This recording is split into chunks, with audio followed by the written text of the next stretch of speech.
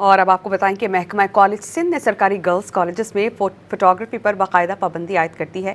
ہم بات کرتے ہیں ڈانس کے رپورٹر سید وسیم سے. سید وسیم، بتائیے گا اس پابندی کی وجوہات کیا ہیں اور کیا باضابطہ طور پر نوٹیفیکیشن جاری کر دیا گیا؟ جی بالکل، سندھ کے جو سرکاری گرلز کالجز ہیں اس میں فوٹوگرافی پر مکمل پابندی عائد کرنے کا نوٹیفیکیشن جاری کر دیا گیا ہے. محکمہ کالج سندھ نے سرکاری گرلز کالج میں فوٹوگرافی پر جو باقاعدہ پابندی عائد کی ہے، اس کے پیچھے اس کی بنیادی وجہ یہ ہے کہ بعض کالجز سے یہ شکایت محکمہ کالج ایجوکیشن کو موصول ہوئی تھی کہ طالبات کی بنائی گئی تصاویر کا سوشل میڈیا پر غلط استعمال کیا جا رہا تھا، جو کہ معاشرتی اور مذہبی اقدار اور قانون کی سنگین خلاف ورزی ہے.